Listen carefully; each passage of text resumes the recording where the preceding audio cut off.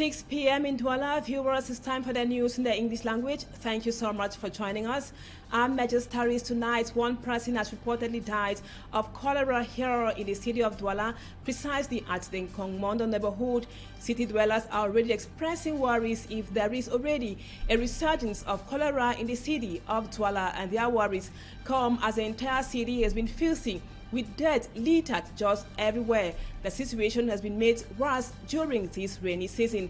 And now we talk about back to school. Some parents in Marwa in the far north region have been protesting against the increase of the PTA levy in a public school in Marwa. Viewers, those are our major stories. Stay with us for details and more in just a moment.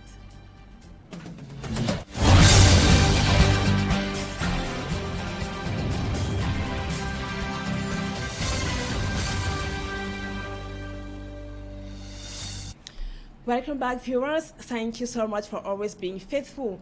We begin this newscast in health. We told you in the headlines that one person has reportedly died of cholera in the Kongmondo neighborhood here in the city of Douala. Our reporter Lucy Liengu Asia was at Kongmondo, and she equally visited the regional delegation of public health to find out when last they did carry out a sensitization campaign on cholera, but the delegate was not available to talk to us. Let's now have the report of Lucy Liengu Asia. It is a difficult moment for Gael Regine and her children, who have lost their husband and father respectively as a result of a cholera outbreak in Kongmondo, a neighborhood in the Douala 2 subdivision. She says her husband came back from work strong and healthy. After eating, he took his bath. Later on, he went to bed. That was around 1 a.m. The next morning, he told me that he had a stomach disorder last night. He vomited and went to the toilet severally. Around 10 a.m., his son called for me, telling me that his dad has fallen in the toilet and has had a wound on his head. Since it persisted, I told him I can't support it any longer. It is good for us to go to the hospital. It took us time to dress him. He couldn't resist. He gave up the ghost. The death of Victor has been a major preoccupation to his neighbors, who say they have no choice than to relocate his wife so that the entire neighborhood won't be contaminated. Donc je pense que d'ici peu de temps, on va trouver un moyen de faire sortir la veuve et puis qu'elle aille chercher une maison ailleurs. The outbreak of cholera in Kongmondo seems not to be a surprise to many who believe that Kongmondo is one of the dirtiest neighborhoods in Douala. Les WC sont à côté. Donc c'est ça qui fait en sorte que ici en Kongmondo, avec la saleté, parce que les gens ne veulent pas être propres. With the outbreak, many are worried about the absence of sensitization campaigns. Equinoxe TV made a stopover at the regional delegation for public health to find out when last they did or carried out a sensitization campaign. Unfortunately, we were told that the delegate wasn't available to talk. And now, in a related story, senators, MPs, municipal councillors are said to be quiet somehow while the country, Cameroon, goes through diverse crises such as the Mobile Guinness incident. Their silence on burning issues in the country has caused criticisms from some political analysts and also civil society actors like Dr. Aristide Mono, who says it is or it shows their incapability and also irresponsibility. Innocent as a complete story for us. After their election, the elected local officials have remained silent on recent burning issues plaguing Cameroon, like the series of collapsed buildings, with some bloody, degradation of road networks resulting to deadly accidents, and the insalubre states of cities. Aristide Mono, a political analyst, qualifies the silence of elected local officials as demonstration of their incapability to attend to social issues and portray solidarity. He adds, they do not want to exhibit their incapability by intervening in serious matters. They also see chronic irresponsibility of these elites who only react when it is election time. généralement, elles ne sont proches des populations que lorsqu'elles sont dans le besoin des votes. An opinion a CPD and militant municipal councillor in Bankomo, Jean-François Eyinga, does not abide to. According to him, local elected officials have orientation on how to communicate or respond to certain issues.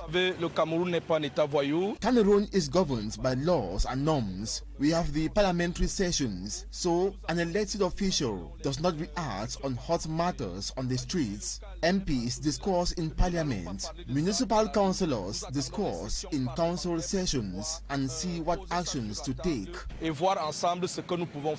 Some political actors advance that once on the field, it is difficult to see concrete actions taken by these elected local officials who needs to be by the population at all times, especially during catastrophes or difficult moments. Answer these other news elements, and official of the National Assembly has exposed the power struggle piloted by him and his colleagues from the same tribe. The Director of Cabinet reveals what has been qualified as state tribalism. He was speaking to the population of Tokombere. Let's now have more with Babila Jonathan.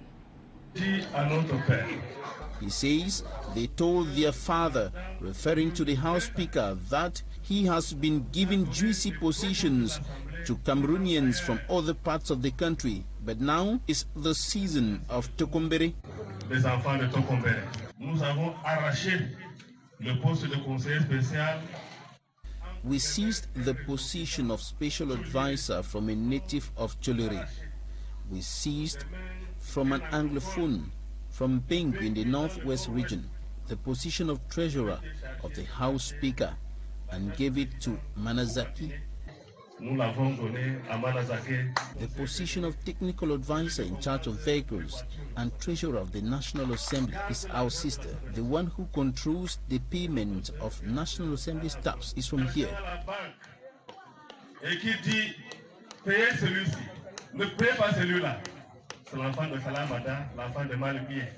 To civil society leader David Mukudi, this is a scandal. Ça participe même de ce que nous appelons le tribalisme.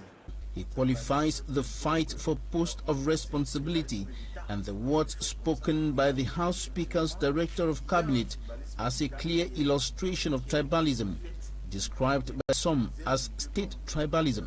Des actes pareils peuvent être mis sur le dos justement de tout ce que nous sommes en train de vivre actuellement au niveau de l'Assemblée nationale. He thinks that, despite the absence of proofs for now, the financial constraints faced by the National Assembly is caused by poor management by persons who have taken key positions hostage.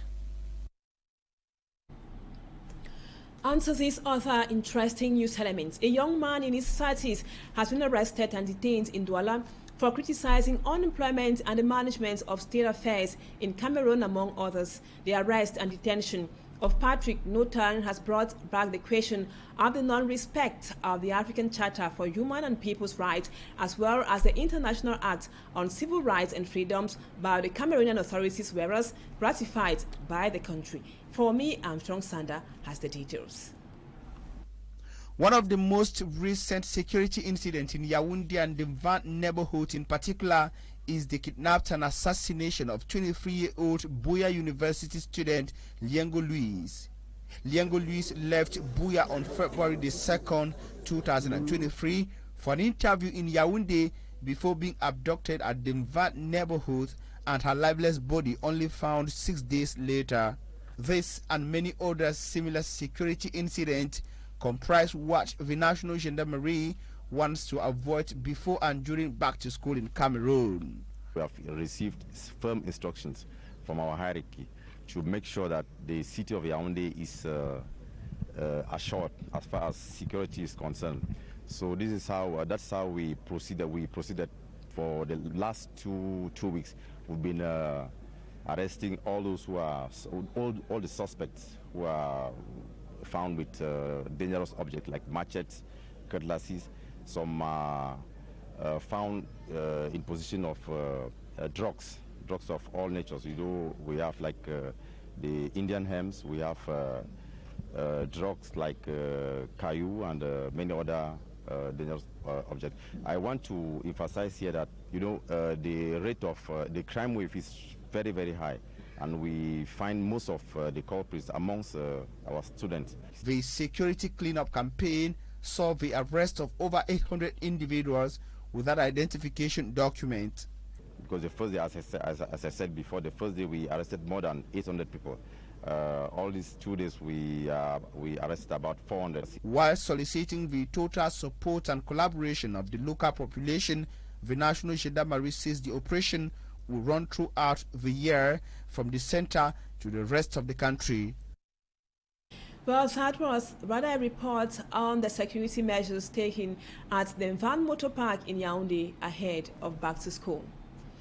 And now, majority of parents who plan enrolling their children at the government technical high school in Marwa in the far north region of Cameroon have advanced frustration over the increase in the PTA levy by the institution. According to the parents, school authorities ought to be considerate given the fact that life has become extremely hard because of the increase of prices of basic commodities. Immaculate Fogwe is a lady on that beat.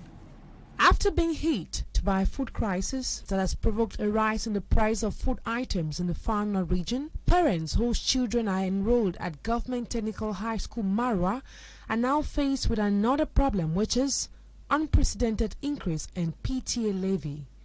According to them, the sum of 5,000 francs has been added, making a total of 90,000 francs expected to be paid as PTA levy. C'est vraiment très difficile parce que it's really hard for us. Many of us are unable to feed. Now they have decided to increase PTA levy. Where do we get the money from? The price of basic commodities have skyrocketed. These people should be considerate. School authorities advance the construction of new classrooms and the payment of new recruited teachers as justification for the increase. We have carried out several developmental projects in the school. Last year we had 56 classrooms. This year we have increased the number to 106 classrooms. Last year we had 40 part-time teachers. This year we plan increasing the number. We run the school with a PTA levy. The school has not received aid from the government for a while now. Parents equally lament over a compulsory change of uniform by the institution. According to them, the uniform exposed on campus are sold at exorbitant prices. Few days to school resumption, parents in Marwa say they are still struggling to meet up with the school needs of their children. Onto a day where the local population have been complaining about the lack of electricity supply, the absence of street lights in the Idea 1 municipality, they say, has been negatively affecting their daily and also economic activities. Mala Glory in the report which comes up next tells us more about the difficulties faced by people of the Idea 1 local council. Idea, described as energy city. This because it generates electricity to a greater part of the country. Unfortunately, part of the city, Idea 1, has been plunged into darkness for the past few weeks. The absence of street light has negatively affected economic activities. Quand il n'y a pas la lumière, commerce ne passe pas, donc c'est pour ça que le marché est un peu sec. Let the authorities of Idea see into the problem of street lights, because the street lights are no more shining. Inhabitants of Idea 1 say the absence of street light, especially along the bridge at the entrance of the town, has contributed to the high rate of insecurity. A place like Idea needs lightning everywhere, especially at the two ends of the city. Without this, even security officials can't defend us as we are often attacked.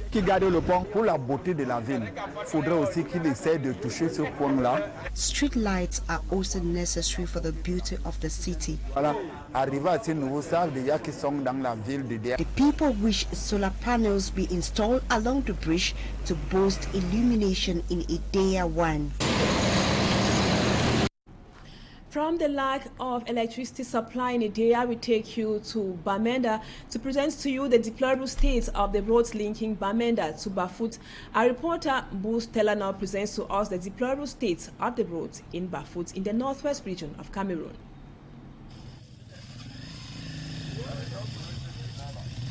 Undertaking the journey to Wum in Menchum through Bafut in Mezam division has been described by road users as a life-threatening nightmare.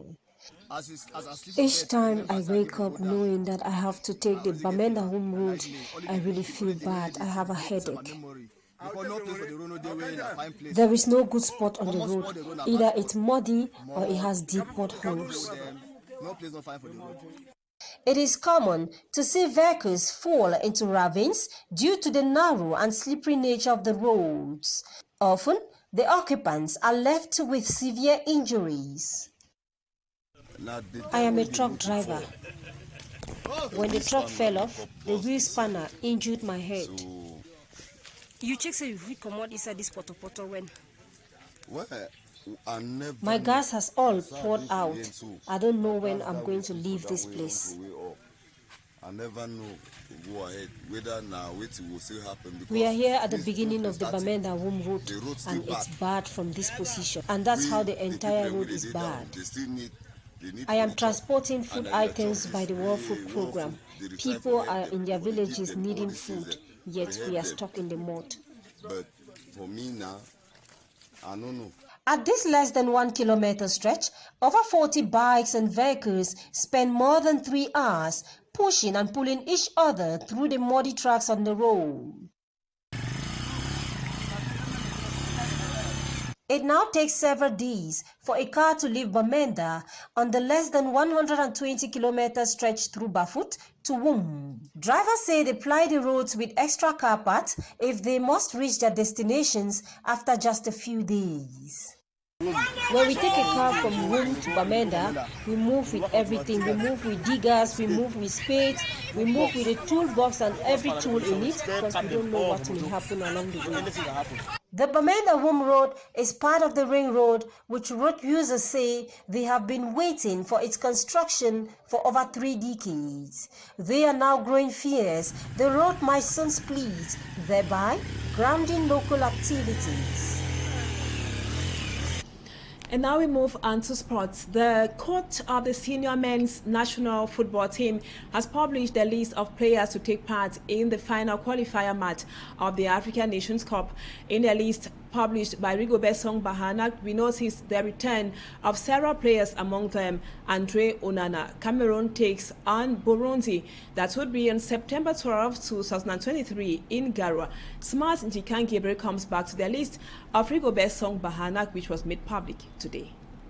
The Fekafo Technical Center in Odza, Yaoundé Central Region, was the chosen venue that the coach of the senior men's football team, Rigobert Song Bahanak, chose for the publication of the list of 25 players to defend the green, red, yellow colors of Cameroon.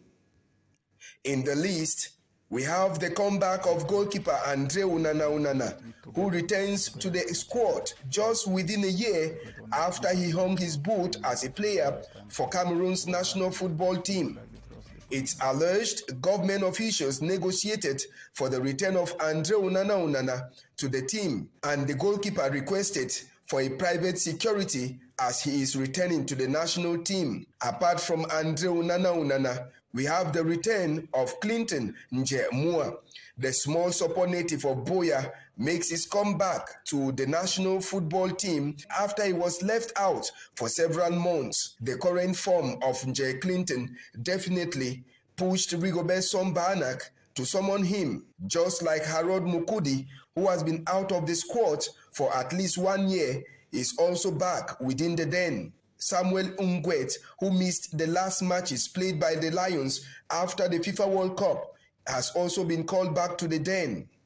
We have the baptism of fire for 19-year-old François-Régis Mouguet of Olympique of Marseille, who will be playing with the senior men's national football team for the first time. Without club for some time now, Nicolas Nkulu Ndubena alongside Faye Collins Ngoran have been dropped by Rigobert Song Bahanak. Some other regulars dropped by the head coach of the national football team include Martin Ongla, Kunde Malong, Jean Onana, Jérôme Gom Bekeli, and Georges Kevin Kudo, while Jean-Charles Castelletto will be out due to the accumulation of yellow cards.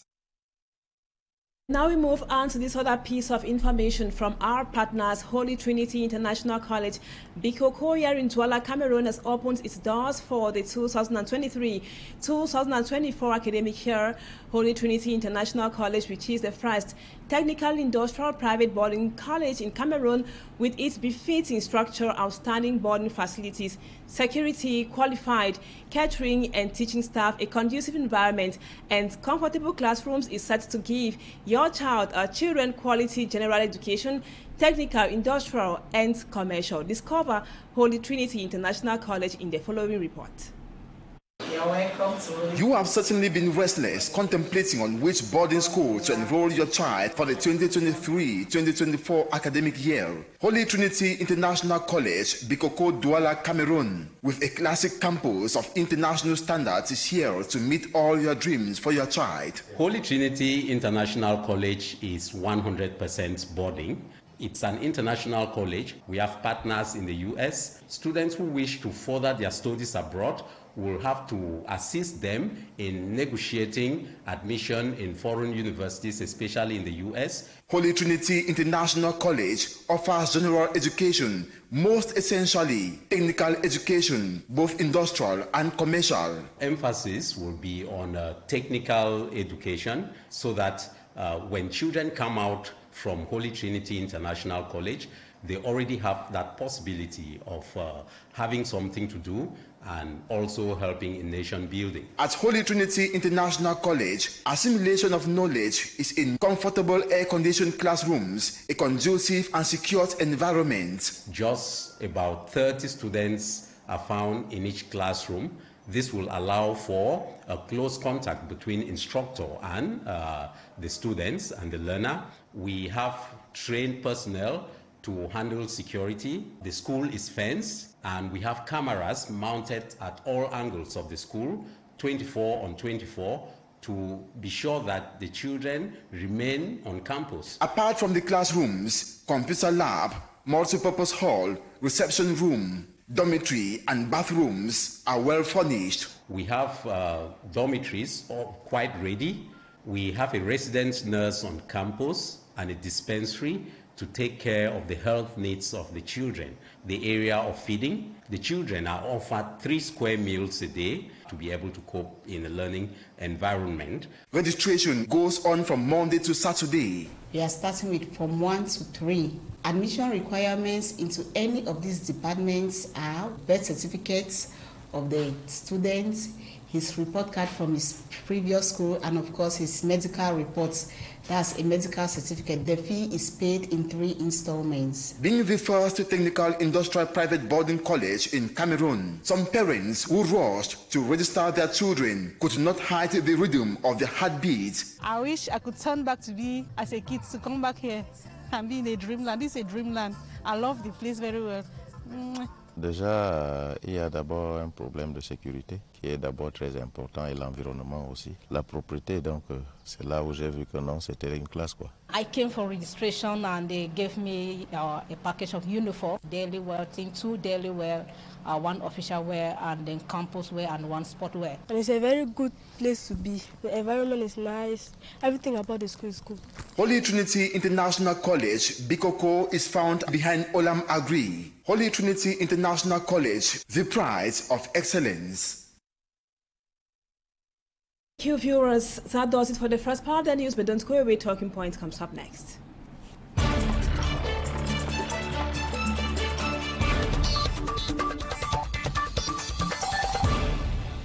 Welcome back. Our guest tonight is Dr. Ngimdo Gilbert. He is a civil society actor and also a historian. And today we are talking about sitting or sit-tight presidents, especially in Francophone Africa. Doctor, thank you so much for accepting to be our guest tonight. How can we explain the fact that most presidents, especially in Francophone Africa, or let's say in former French colonies, have a grip on power for several years, let's even say decades? Yeah, what I would say there is that, you know, the issue of some families becoming domineering in power in the sub region, precisely former l'Afrique équatoriale française, AF, can be traced back to the kind of independence granted to those countries, specifically by France, because France colonized those 4 countries, Chad, Ubangi Shari, what we call today Central African Republic, Gabon, and Congo Brazzaville. And you know, independence to all these 4 countries was what was described within the decolonization periods as negotiated independence, amicable independence, which was procedural. And since it was procedural, it had to be finalized by cooperation accords that continue to link the countries and the former colonial master together. And you see, most of the cooperation accords had to guarantee and secure continuous French presence in those countries. And you find that for there to be continuity, it means that the presidents who signed independence will have to manipulate with the help of the external power, that's France, to guarantee a situation where their children will take over from them and continue with that amitié that exists between them and France. They will also continue to make sure that those accords, the number of years, for example, which accords were signed, can be renewed, and it can only be renewed if either the sons of those presidents are in power or some people very close to them are in power. That is why you find that as when the president of each of those countries, Gabon, in Chad, for example, we are seeing the situation that's in Chad presently. What happened in Central African Republic, there were a lot of changes because when new presidents came up, they were not willing, for example, to continue the relay from where the former one ended. You can see why coup d'etats were so frequent in Central African Republic. In Gabon, what Ali Bongo is doing is continuing where the father stopped, with the links they established with the French during the cross from French colonial rule to an independent nation. So his being there is just normal because it is prepared by the French. It was nurtured by the French. They keep him there so that he should continue to maintain those accords. They have to maintain those accords. Prospects of him winning the Sunday elections are naturally high because it's a question of political culture in Africa. It hasn't got to do with elections. African elections are far from being the reality as of now. And now we know France presents itself as a democratic nation, but then supports African presidents who want to stay in power for so many years. Can we say France is playing, let's not say a bad game, but a double game, so to speak? Yeah, let me begin your question by letting you know that France may be projected as a democratic country, but let us know very well that France has 3 legs, which when one of them gets accidented, it may crumble the whole of France. Africa is one of France's legs. France, the veto power that France has in the United Nations is one of France's legs, and the atomic power that France has is another leg that France has. One of these legs taken away from France, France becomes nothing. So you cannot see how strategic Africa is to France. Leaving Africa is something France will do it at the last minute. And for France to continue her grip over Africa and continue to benefit from Africa, she has to maintain that status quo. She has to do everything to maintain that status quo. And for that status quo to be maintained, it has to pass through a line. And that line is certainly the offsprings of those who negotiated independence for them. That negotiated independence gave birth to what was called a new colonial situation. It gave birth to a new colonial situation, which continues to keep France in play in those African countries. Now, coming back to the kind of democracy in Central Africa. Well, so long as, democracy simply means what? An aspect of it is change. And the change has to do through what? The only means through change is elections. So long as those countries organize presidential elections and other elections, that's already an aspect of democracy. But the kind of elections that are organized in those countries is what now tells us if the democracy practiced in those countries is genuine, is consumable, is to the taste of the people, if the power that is in those countries is for the people, to the people, and by the people, as democratic principles pronounce. And now, Doug, we would have loved to know how all this scenario is affecting economically the countries of the Central African sub-region. But then we are being caught up by time. Sure, we will be coming back to it when you will be invited next as our guest. Thank you, Doug, for accepting to talk to us today. And viewers, thank you so much for always being said. That does it for this edition of the news. Don't go away. The news in the French language comes up at 8 p.m. and Equinoxe at 7 p.m. Stay with us on Equinoxe Television. Bye-bye for now.